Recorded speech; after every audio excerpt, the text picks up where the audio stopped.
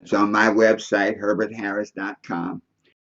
This book has been very popular in prisons, incarcerated persons. And so I've got a few letters on my desk right now. When a prisoner writes, I send him a book. Many times they buy the books. And I just got a notice to come and do some on digital, what do you call it, online training. But to just show you how a young man who got the book in prison, up in, I don't know what prison he was in, but the book turned his life around. Now he's very successful. He told a lady here in North Carolina about the book. She saw on Eventbrite that I was speaking, so yesterday she showed up at the workshop. And so, with a person coming out of prison, a person, let's just say a person who needs to make a big overhaul on their lives, a drastic change, then our book is perfect for that because it's written in a very simple format. In other words, the book was written so that anybody can read it. You don't need degrees, you don't need a whole lot of education, and it's written in a like a recipe book. You know, if somebody tell you uh, go and make a cake, start from scratch, most of us couldn't do it. But if somebody say, here's a recipe, just follow the recipe, you can make a cake. And so the book, The 12 Universal Laws of Success, is, they often call it the recipe book for success. So when people come out, they can take that book, and that book tells, hey, look at your thoughts. There's a chapter on relationships. It says in relationships, if you're coming out, you know, a returning citizen, and you need to look at a new playground.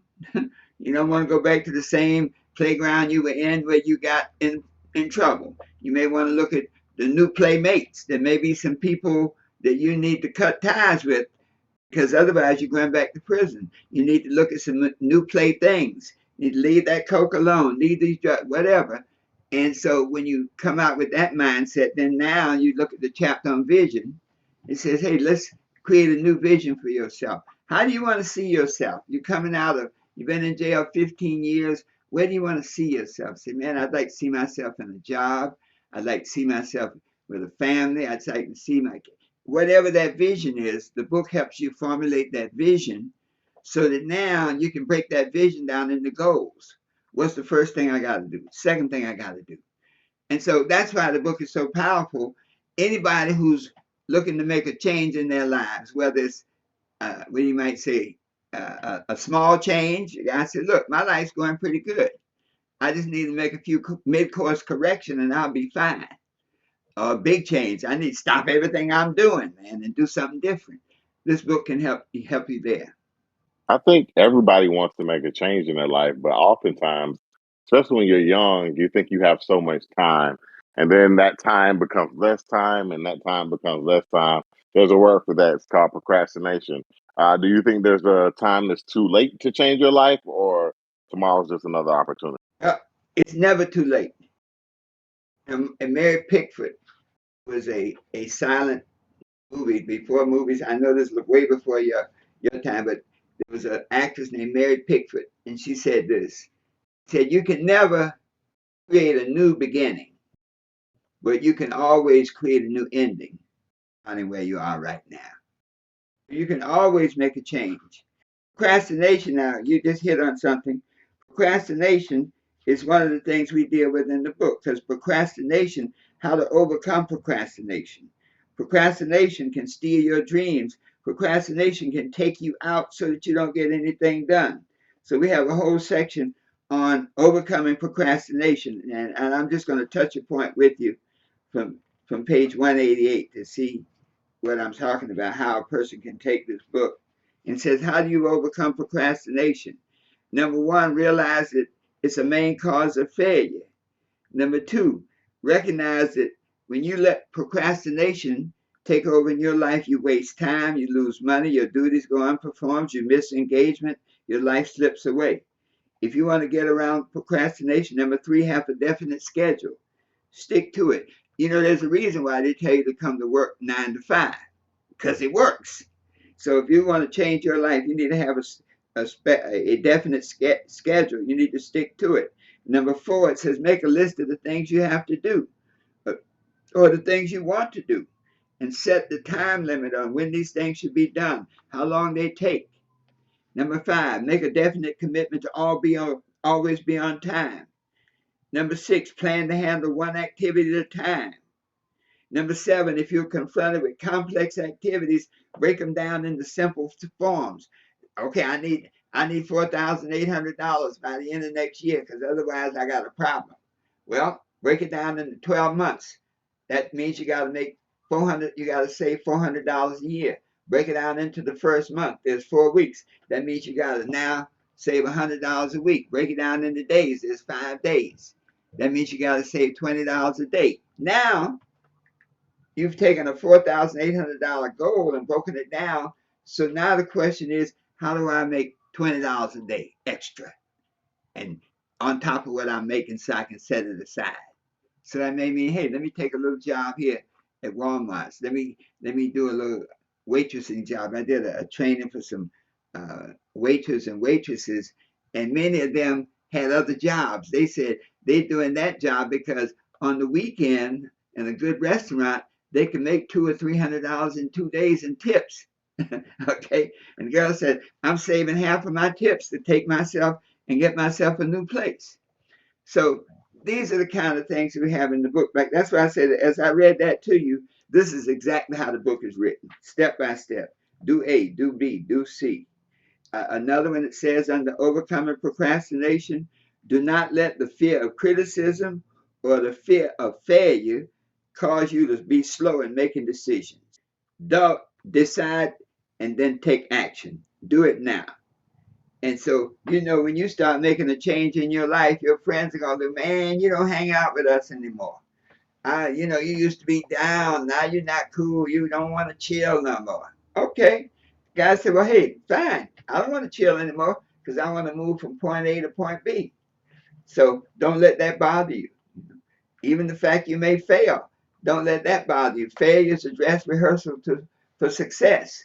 Anybody who's not failing at anything probably not doing anything important. Back to you. Yeah. So you mentioned you're on your plan, you're doing it, you're in it. So, okay, so you're doing it, but you say you have a goal, but like you go back to money where you started this when it came to your profession as a lawyer. Like, what do you consider? There's being rich and then there's wealthy. What is wealthy? Is that to the individual, or how does that, is that explained in your book? Well, in chapter 8, we talk about the law of value.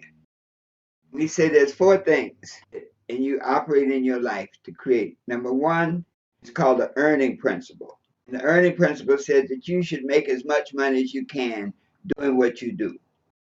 Legally, something with honor, but earn as much as you can. The way you earn more money is to have more value. If you have more skills, you can make more money. That's one of the things that will cut across racism. The one thing that the big world realizes, if they can make money on what you do, then they're gonna pay you that money. And so number 1 is the earning principle, to put yourself in a position to earn as much money as possible. Number 2 is the spending principle, to control your spending, to operate from a budget. A friend of mine said, man, I ain't making but $200 a week. I don't need a budget. Yes, you do. You really need a budget if you want to make, because now every penny counts. Then you have the saving strategy, that earn as much as you can, spend as little as you have to, and save as much as possible. And the saving principle says, hey, save $100, save $10, save something. And then the 4th is the investment principle. Once you learn the savings principle and you stash enough money to cover yourself for maybe 3 months or 6 months, now you can take and start investing. And so we deal with that. It's really a mindset. A lot of people think you got to have a lot of money. You can get a lot of money if you have a plan to get it. There was a black woman down in Mississippi, and if you read her life, seem like, if you can think of all the terrible things that can happen to a child, it happened to her or her mother. And she became what you call a washerwoman. In other words, she washed white people's clothes, white people's sheets, and ironed them. She did that for 40 years. She never made more than $200 a week. But at the end of that time, when she hit around 75, 80 years old, I think she actually did that 50 years, they looked at her bank account, and this woman had hundreds of thousands of dollars. She had enough money to provide for herself and take $150,000 and set up as a scholarship fund for black girls who didn't have the money. So it's money can be gotten if you have a plan to get it, and we teach that in the law of value. Yeah, I know a lady with a similar story. I don't think she made over $10 her whole life. 40 years come late, she dies unexpectedly, and they look at her bank account. The lady had over $700,000, and this lady owned a home, had 3 kids. She was married, of course, so I don't know if it all came from one place, but I don't think he made much money either. But still, that was a lot of money. The kids were just so surprised that she was able to do such things. Just without even any kind of formal training. We're talking about a middle school graduate just Yeah, working, yeah, saving. yeah. So, like you can create wealth. A lot of times you get, I guess this, I call it microwave wealth. You got to make money overnight. Like I want to get rich by next Thursday. You know, I'll give it 90 days. If 90 days it doesn't work, then I'm quitting. Right? If you're gonna, when you look at the people who really make money, you'll find that they hung in there. Michael Jordan went to the same school I went to, North Carolina. He was much younger than I am, but he was not a great basketball player in school. But he worked hard. Okay, his parents. Now he had great parents who supported him in everything he did. Okay, but he didn't happen overnight. It took him a few years to. He went through the whole process, high school, college. So it didn't happen overnight. Anything you do takes time, but if you do it with deliberation, I mean, if you have a plan, then you can create anything you want. Without a plan, the Bible said, where there's no vision, the people perish. If you don't have a vision of what you want to be, do, and have, then chances are you're just going to spend your life chilling until one day you just freeze. Yeah, I would definitely agree with that. Now, are you a fan Exactly. of people creating vision boards? I ain't gonna let that sound like witchcraft to me, so I'm not gonna be 100% behind that. That's all right. Okay, okay. Um, excellent. But Were Black Libertarian, I think you had a question. Go ahead. you referring to me? Who were you My referring to? question? I asked Oh my yeah. question quite a while ago Oh, about the okay, AI. okay, okay. I mean, I had a few Yeah, yeah, questions. yeah. I didn't want to travel down a rabbit hole, so I just kept them to Well, myself. no, if you got something, Dr. Herbert's here, so go ahead and ask. Anyway, I just thought to go back to the book. The book has been very helpful. I don't know if my assistant sent you copies of the book. Not yet. We'll love to have it. Okay, well, I'll make sure that have her reach out and get your addresses and send copies to you, man. However many, whether there's 4 of us on here or whatever, I want each of you to have a copy of the book. Now, if you prefer digital, like I said, I'm still old school. I need paper. If you prefer digital, I can have her send you a digital right away. Whatever works, man. I can read either way. But I Yeah, do yeah, have a we can read question it that about way. your book. Uh-huh. So I hate to make this about race, but we are the Everyday Black Man podcast coming from a perspective of an everyday black man. All right, so look, let me ask you a question. Everyday black man. All right, he wants to change his life. There are a lot of statistics out there that just aren't true. They say black men don't make no money. They do. Black men don't take care of their children. They do. Like, black men on this, black men on that. Well, you know those narratives that aren't always true. Will your book be able to help them like ignore those details that are out there? If y'all know what I'm saying. Anybody else can expound on it? I mean, he said it already. He said to ignore any criticisms or the feel or failure, and that's really all those are. A way to try and box black men into thinking that they are failures before they actually do anything to help them become a self-fulfilling prophecy. Sorry. And there are That's two right. areas.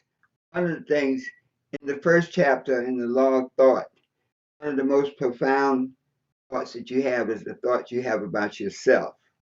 And those narratives you were sharing, narratives perpetrated by somebody who may not like us, who may not care about us, and based on their mindset, the law of thought says see yourself victorious no matter